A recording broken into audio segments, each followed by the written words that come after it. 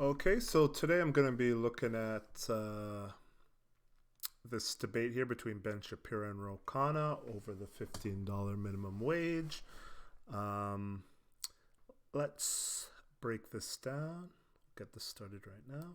Represents California's 17th congressional district, located in the heart of Silicon Valley. He is serving his third term. Representative Khanna is, of course, a Democrat. And for that, we're extremely grateful because it's fun to have on people from the other party and actually talk through the issues. Representative Khanna, thanks so much for joining the show. And thank you for having me on. I appreciate the opportunity. Yeah, you bet. So let's talk about minimum wage because you sort of made the news last week when you were criticized for some comments that you made about the minimum wage and small businesses. The implication seemed to be that if businesses weren't paying a higher minimum wage, then maybe they didn't deserve to be in business. So what did you mean by those comments? And that is the truth. He's probably going to deny that, but that's basically what he said and what he meant. Well, let me clarify it. I am a strong supporter of small business. I understand the need for small business. I do believe in a $15 minimum wage. My belief is that the Amazons, Targets, Walmarts can easily pay that. But I understand that small businesses... So if they can easily pay that, why wouldn't you just target them instead of all businesses? May have a difficult time in doing that. That's why it needs to be gradual, and that's why we need to have tax credits and other assistance to small business so that they can do that. So let's talk about the actual policy, the actual $15 minimum wage. So I obviously am an opponent of the $15 minimum wage. When it comes to the minimum wage, there are a bevy of studies, including Congressional Budget Office studies, suggesting that it depresses employment, that for people who actually receive the minimum wage, of course, they get paid more. But for a lot of other people, it pushes them out of the job market because it is not like businesses actually just have a giant Scrooge McDuck money bank out back, and they're just holding a bunch of cash out there in order to somehow disadvantage their employees, that there is a labor market in which there are a lot of people willing to work for a particular wage and that they're paying the labor, essentially what the labor is willing to accept in order to work at these particular jobs. When you're talking about competitive job markets, especially at the lower end of the wage spectrum, isn't it true that there is a supply and demand issue that actually develops the wage? Or why do you think that it's artificially low, in other words?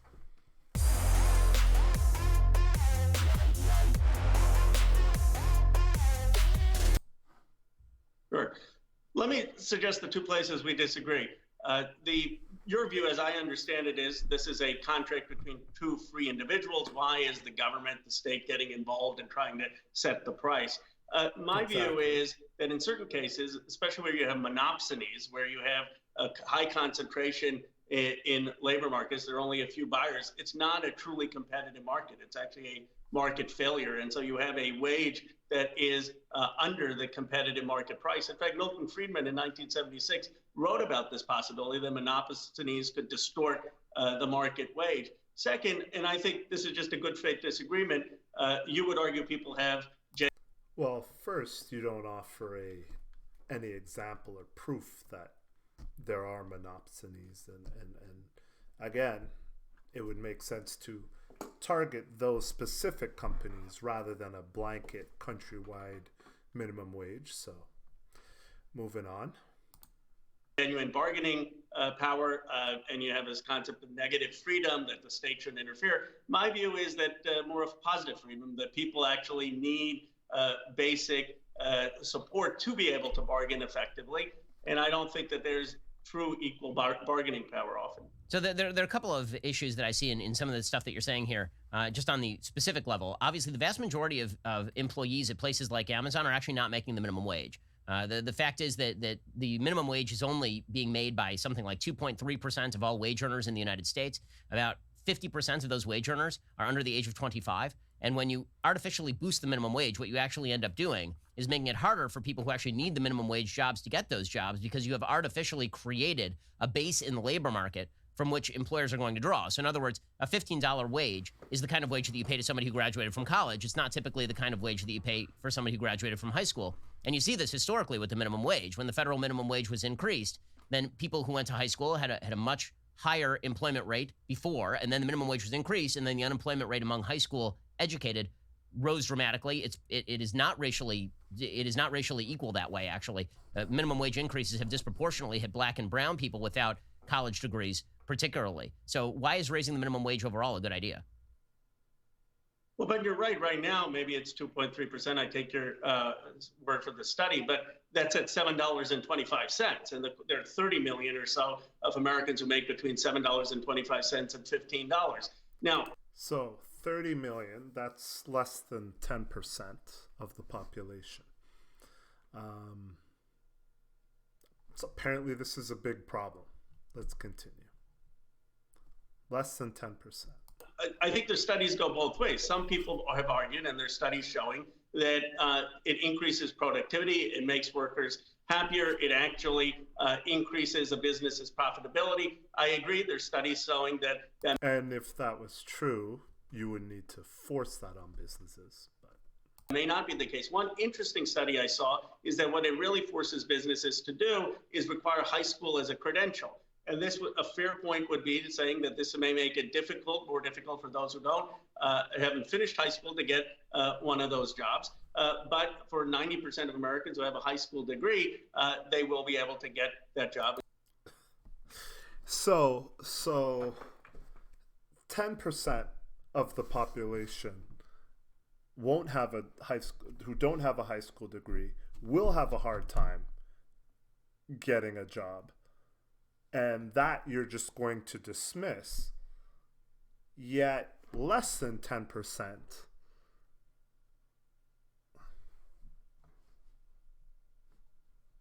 watch this again.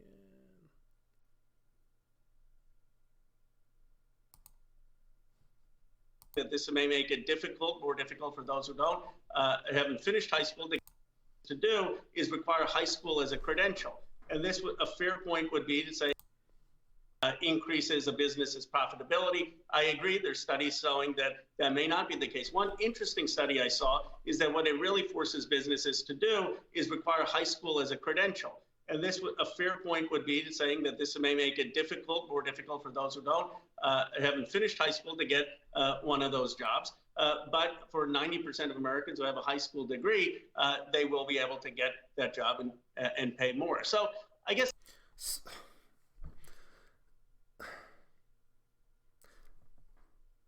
So less than 10% of the population are making between $7.25 and $15 an hour. And that's a huge problem. Yet you've just ignored 10% of the population, which is over 30 million, who don't have a high school diploma and will obviously have a much harder time getting a job. Now, this was done to help the poor. Now, who's most likely to be in those low-paying jobs?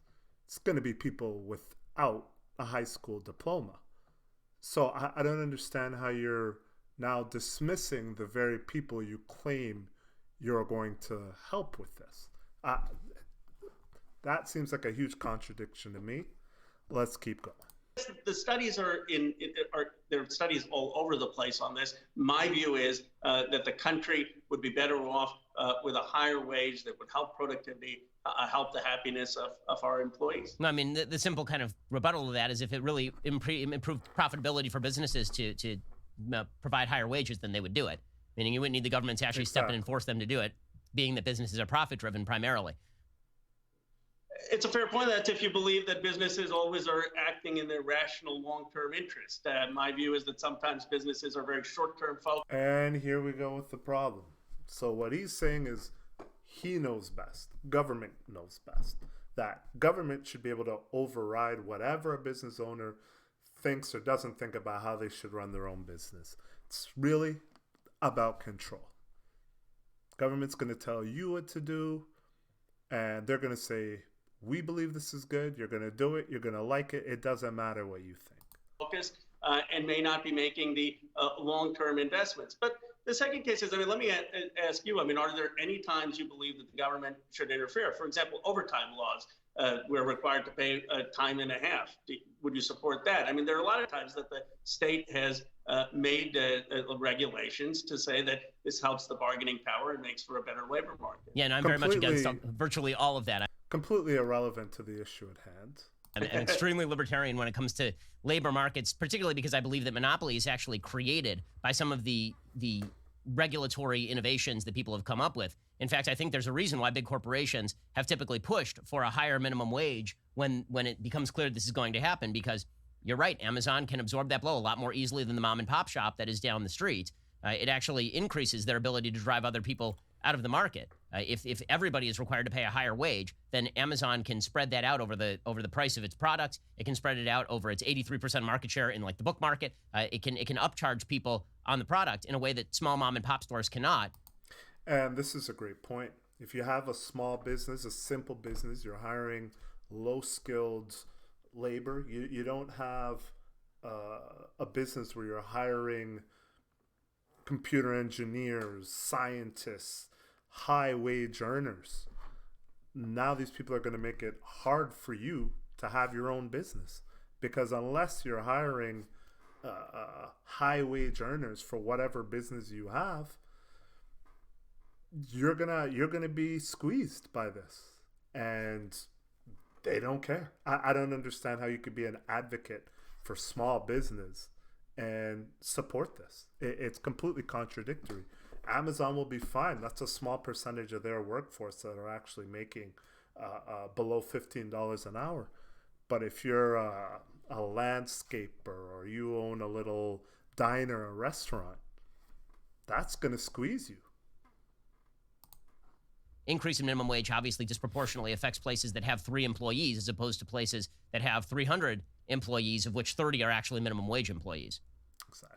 Well, you're right about that. And this is, you're right that the impact on certain small businesses is harder, and that we have to take action to help those small businesses. I mean, I acknowledge that point. I will say, though, that in small communities, rural communities, often you have the case that these are highly concentrated markets. And in that case, you have employers having a lot more monopsony power to be able to set the wage in not truly competitive markets. But to the extent that my comments in the...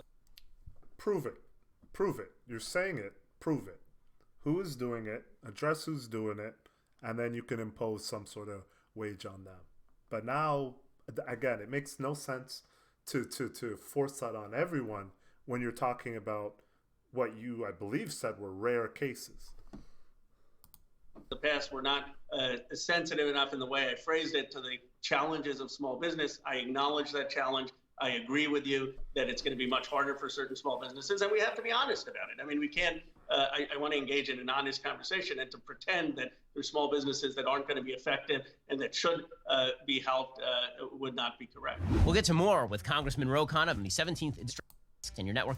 I'm protected. And I mean, when we were talking about setting one standard minimum wage across an entire country, where wages are extremely different in Mississippi than they are in California. In California, a $15 minimum wage in a place like your district, or a place where I was living until very recently, LA, you get a $15 minimum wage, that buys you like a 1-bedroom studio apartment. If you get a $15 minimum wage in Mississippi, that is literally the median wage in Mississippi, right? There are states where there are wildly disparate numbers as far as what wages are actually worth in particular states. Why in the world would the federal government set a federal minimum wage that is so high that it is actually at or close to, I believe the median wage in Mississippi right now is $14.23 an hour. Why would they set a median wage, a minimum wage that is above the median wage in a place like Mississippi, when a minimum wage in California, $15 an hour, basically buys you a candy bar? Well, again, this is the debate about the floor. I agree with you. In my district, $15 isn't enough. And the question is, should there be regional variance? Yes. And then the question becomes, what is the floor? I mean, we have a federalist system, so there's a real easy solution here, right? I mean, we actually have like cities and states, and they could do this sort of thing. Right, but the question is, there should be a national floor. And now I'm saying the floor should be $15. Do you believe there should be any floor? I mean, do you think, $7.25 I think is unreasonable. I mean, for example, Cotton and Romney have said the floor should be $10. I think Holly is saying it should be $15, but for billion corporations, where would you set the floor? I mean, there is a, I mean, unfortunately, there is a floor, and the floor is zero, and it's going to be felt by 1.4 million people who won't have a job come 2025 if we raise this to $15 minimum wage. I guess my question is for you, would you support any national federal minimum wage at any standard? No. I mean, I think free labor is able to bargain, and if you can come up with a case where you have an actual monopoly that is violating labor law in its attempts to cram down a wage on a person who's unwilling to accept it, first of all, we have an amendment to the Constitution that prevents involuntary servitude, and second of all, bargaining power is still a thing. I mean, the fact is that there are wages that people cannot charge because people will not take the jobs for those wages. I mean, that does exist. And by the way, if you're worried about wages being depressed, then there's a case to be made that one of the things we should be worried about is cracking down on businesses that are using illegal immigration in states like California, for example.